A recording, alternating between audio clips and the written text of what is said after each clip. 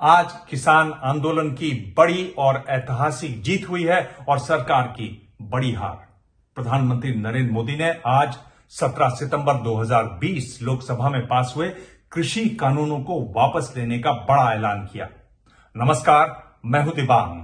आज समझेंगे इसके पीछे की बड़ी राजनीति। आज मैं आपको, पूरे देश को ये बताने आया हूं कि हमने 3 कृषि कानूनों को वापस लेने का, रिपील करने का निर्णय लिया है। इस महीने के अंत में शुरू होने जा रहे संसद सत्र में, इसी महीने में हम तीनों कृषि कानूनों को रिपील करने की संवैधानिक प्रक्रिया को पूरा कर देंगे। ये बहुत बड़ा बयान है, इसमें संदेह नहीं। ये बयान ऐसा है जिसका महत्वपूर्ण विधानसभा चुनावों पर असर पड़ेगा, इसमें भी संदेह नहीं। क्या इसका सीधा फायदा बीजेपी को होगा? इसमें संदेह है। दरअसल मैंने हाल ही में संयुक्त किसान मोर्चा के वरिष्ठ नेता बलबीर सिंह राजेवाल से बात की और उनसे इस बारे में सीधा सवाल पूछा और उन्होंने जवाब साफ दिया। अगर बीजेपी इन कानूनों को वापस ले लेती है तो क्या एक बार फिर किसान बीजेपी के साथ खड़े होते दिखाई देंगे, बीजेपी का समर्थन करेंगे, बीजेपी की बात मानेंगे? देखिए, ये हर एक को आज़ादी है अपने वोट की, तो मैं नहीं कह सकता कोई क्या करता है, लेकिन मुझे लगता नहीं जैसे हालात बन गए, जितना दुख दिया गया है किसानों को, पंजाब की तो छोड़ो, मुझे लगता नहीं देश में भी बीजेपी का वो वोट परसेंटेज नहीं रहेगा। दुखी हो गया किसान। पर ये जो पिछला जो मैंने सवाल पूछा था, ये कुछ ही पॉकेट्स में क्यों दिखाई दे रहे हैं? जो आपके आंदोलन के किसान हैं वो कह रहे हैं दक्षिण के किसान नहीं दिखाई देते, पश्चिम के किसान नहीं दिखाई देते, राजस्थान के किसान नहीं। ये जो कहने वाले हैं उनको मैं कुछ कह नहीं सकता, लेकिन तमिलनाडु से अगर 2000 किसान का जत्था आता है और वो वहाँ रहता है 15 दिन, उन दिन कोविड की बात थी चलती, तो मुझे शक हुआ। हमारे पास वैसे 40 डॉक्टरों की टीम है जो सभी लोगों का ध्यान करती है और इर्द गिर्द इलाके के जो लोग हैं उनको भी हम दवाइयाँ फ्री देते हैं। कोविड के ज़माने में एक भी केस कोविड का हमारे किसी भी बॉर्डर पे धरने पे नहीं आया, एक भी। ये बड़ी मज़ेदार बात है। हर जगह, हर शहर में कोविड था, लेकिन धरने वाली जगह नहीं था। एक भी डेथ कोविड से नहीं हुई। और उसमें उन दिनों भी ये बातें करते रहे, लेकिन मुझे ये अच्छी तरह से पता है कि किसान उसमें ना खालिस्तानी, पाकिस्तानी, कुछ नहीं, वो किसान किसान है। ये सरकार जब ऐसा कहती है उसको कष्ट तो होता है, उसके मन में ये बात रहेगी। जब चुनाव आएगा वो याद कराएगा इन लोगों को कि आप हमें क्या क्या कहते रहे हो। रूलिंग पार्टी के लिए बड़ी मुश्किल ये भी है कि इस मुद्दे पर बहुत कड़वाहट हुई। रूलिंग पार्टी के लीडर्स और सपोर्टर्स ने टेलीविजन और सोशल मीडिया पर इतना जहर उगला कि सरकार को अब स्थिति संभालने में बहुत मुश्किल होगी। वहाँ पे इनके लोग बैठे हैं अलग अलग भेष में, कोई खालिस्तान के झंडे भी लगाता है, वो हमारे नाम लगा देते हैं। कोई वहाँ बैठे हैं, को लोगों को पीट भी देते हैं, हमें फिर संभलना पड़ता है। ऐसी घटनाएं, छोटी छोटी घटनाएं ये करते रहते हैं, हमें छेड़ने के लिए, कहीं प्रवोक करने के लिए हम कुछ गड़बड़ी करें। लेकिन मुझे इस बात की बहुत खुशी है कि हमारा नौजवान, जिसको ये कहते थे ये खालिस्तानी है, ये नशेड़ी है, जब मैं स्टेज पे उनको कॉल देता हूँ, बच्चों ये आपका मोर्चा है, इसकी सफाई करो, ये आप पे इल्ज़ाम लगता है, इसको आप वॉलंटियर बन के ट्रैफिक कंट्रोल करो। जब मैं निकलता हूँ स्टेज से, तो वो जब देखता हूँ उनको कि वो कैसे ठीक ढंग से सारी सफाई कर रहे होते हैं, कोई ट्रैफिक कंट्रोल कर रहा होता है, तो मुझे तसल्ली होती है कि ये जो उनको नशेड़ी कहते हैं, उनको दबंग कहते हैं, वो उन लोगों के मुंह पे ये चपेट है। प्रधानमंत्री मोदी के बयान के बाद किसान याद दिला रहे हैं कि इस आंदोलन में 600 से ज्यादा किसान शहीद हो चुके हैं। बीजेपी के नेताओं के कड़वे बयान, और कितने कड़वे बयान उन्होंने दिए, जब भी मैं सुनता तो मुझे सुषमा स्वराज का लोकसभा में सुनाया एक शेर याद आता। ये शेर बशीर बद्र का है। दुश्मनी जमकर करो, लेकिन ये गुंजाइश रहे, जब कभी हम दोस्त हो जाएं तो शर्मिंदा न हो।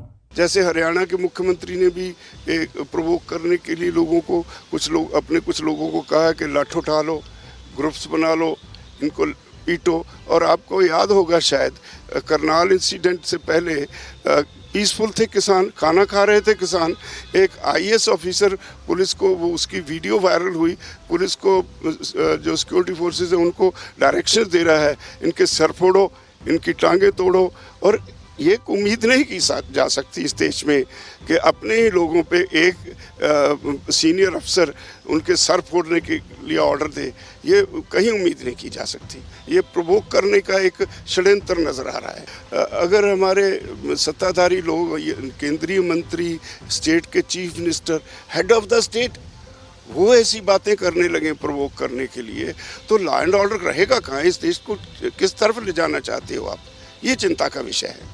आफ्टर ऑल हम कोई विदेशी तो नहीं है, हम इस देश के किसान हैं, हम कोई पॉलिटिकल पार्टी नहीं है। हम इस देश के लिए अनाज पैदा कर, एक तरफ तो हमें अन्नदाता अन्नदाता अन्नदाता कहते हैं, तो दूसरी तरफ हमें पीटने में कोई गुरेज नहीं, हमें वहाँ मजबूर करने के लिए कि बैठे रहें दिन रात।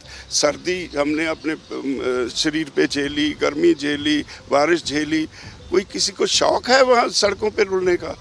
तो हमें अपने खेतों में काम करने दो। सरकार ने कदम वापस लिया है, बहुत बड़ा कदम वापस लिया है। तीनों कानून वापस लिए हैं। अब किसान नेता बार बार ये कह रहे हैं कि एमएसपी का मुद्दा भी इससे जुड़ा हुआ है। दरअसल वो शुरू से ये कहते आ रहे हैं। ये वही मुद्दा है, ये नेता याद दिलाते हैं, जिसके बारे में नरेंद्र मोदी ने गुजरात का मुख्यमंत्री रहते हुए केंद्र को चिट्ठी लिखी थी, इसका समर्थन किया था, मिनिमम सपोर्ट प्राइस का। वो तीनों कानून वापस लो, एमएसपी की गारंटी दो। एमएसपी की गारंटी का भी देश के पंजाब हरियाणा के बाहर के स्टेटों का मुद्दा है। पंजाब हरियाणा को इसकी कोई प्रॉब्लम नहीं, उन लोगों ने हमारा साथ दिया, इसीलिए हम इस बात पे अड़े हुए हैं। यूपी में नहीं मिलती एमएसपी, बिहार में 900 रुपये धान बिकता है, यहाँ लाके वही लोग 1888 पंजाब में बेचते हैं। हम उनके लिए लड़ रहे हैं जिनको ये कहते हैं ये तो यहाँ के लोग हैं। ये लड़ाई उनकी है, हमें एमएसपी की लड़ाई की ज़रूरत नहीं थी, लेकिन हम किसी को धोखा देना हमने सीखा नहीं। हम अपने भाइयों के साथ, वो हमारे साथ खड़े हैं। जिस दिन भारत बंद की कॉल दी उस दिन सारा भारत बंद था। प्रधानमंत्री नरेंद्र मोदी ने यह भी कहा कि किसानों से बार बार बातचीत की गई और उनको समझाने की कोशिश की गई। उनको यह भी कहा गया कि कानूनों में जो प्रावधान उनको ठीक नहीं लग रहे उनको बदला भी जा सकता है। वहीं किसान नेता कहते हैं कि 11 बार बात हुई, उन्होंने अपनी बात को लॉजिकली रखा और सरकार को हर बार निरुत्तर किया। 11 बार बात हुई सरकार से और हमने ये साबित किया, क्लॉज बाई क्लॉज बहस हुई। मेरा तो ओपन चैलेंज है कि जो रिकॉर्डिंग्स है वो लोगों को दिखा दो, क्या हमने बोला, क्या सरकार ने बोला। सरकार के पास हमारी किसी भी बात का जवाब नहीं था, कभी भी नहीं था। और उसके बाद उन्होंने मुझे, अब वो बात नहीं भूलती, जब अखीरली मीटिंग 22 जनवरी को हुई तो मुझे कृषि मंत्री और पीयूष गोयल जी और एक 3 मंत्री थे, वो जब कृषि मंत्री ये कह के मीटिंग से उठे, अच्छा चलो आप 26 जनवरी की अपनी तैयारी करो, हम अपनी करेंगे। तो उनकी तैयारी हमें बाद में समझ पड़ी कि ये लाल किले पे भेजने की थी, आंदोलन को बदनाम करने की थी, हिंदू सिख बनाने की थी, तो हम उसको टाल गए। भगवान का शुक्र है हम कामयाब हो गए। हम ये कम्युनल वायलेंस उसमें नहीं हमने आने दिया। तो मैं तो अब भी कहता हूँ सरकार सारा पब्लिक कर दे जो कुछ अब तक डिबेट हुई है हमारी, और अगर उसमें हम गलत हैं तो हमें लोग दोष दें। दरअसल बेसिक बात यह है कि मोदी है तो मुमकिन है, इसका मेरे पास जवाब नहीं। अगर उनकी ईगो प्रॉब्लम है उसका मेरे पास जवाब नहीं, लेकिन मैं ये कह सकता हूँ कि हमने अपना केस ठीक ढंग से पेश करके मॉरली हमने केस जीत लिया है, हम जीत चुके हैं। एक और बहुत जरूरी बात, किसान नेताओं को एहसास है कि ये जीत बहुत बड़ी जीत है और इसका बड़ा असर होगा, देश की राजनीति पर भी इसका बड़ा असर होगा। इस आंदोलन की सबसे बड़ी प्राप्ति क्या है? इसने सारे देश में अवेयरनेस लाई है। इस आंदोलन ने साबित किया है कि कोई ऐसी डिक्टेटर सोच वाले प्रधानमंत्री से लड़ाई भी कोई कर सकता है, पीसफुली कर सकता है। और इस आंदोलन ने ये भी साबित कर दिया है कि अब लोगों को और बाहर निकल आए, अब दबा नहीं सकते आप, उनकी आवाज़ दबा नहीं सकते। इसलिए मैं समझता हूँ अभी ये आंदोलन संसार व्यापी हो गया है, सारी दुनिया इसको देख रही है। प्रधानमंत्री अमेरिका गए, बड़ी संख्या में लोगों ने विरोध किया। इस आंदोलन की जो मांगे हैं उस पर हाउस ऑफ कॉमन्स में 2 बार बहस होगी और कनाडा, न्यूजीलैंड, ऑस्ट्रेलिया की पार्लियामेंट में बहस होगी, यूएन में बहस हो गई। जो है हमारी ह्यूमन राइट्स काउंसिल वर्ल्ड की, उसने नोटिस दिया सरकार को। इस आंदोलन की इम्पोर्टेंस, इसका एरिया, इसका स्फीयर आप अंदाज़ा नहीं लगा सकते। दुनिया के लिए एक नई किस्म का ये आंदोलन है जिसमें इतनी संख्या में इतना पीसफुल रह के लोग लड़े और लड़ रहे हैं। साफ है कि सरकार किसानों के आगे झुकी है।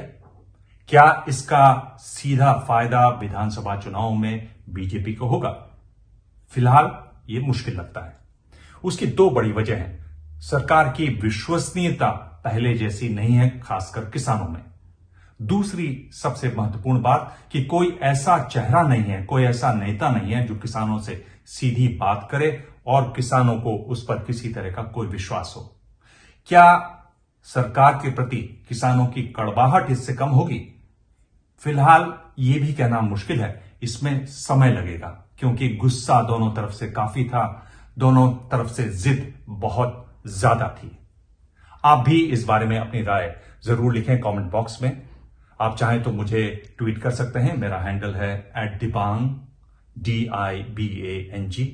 मुद्दा गंभीर है, भाषा में संयम रखिएगा, गंभीरता से जवाब दीजिएगा। मैं आपके जवाब पढ़ूंगा और उनके जवाब भी दूंगा, वो भी देखिएगा। धन्यवाद।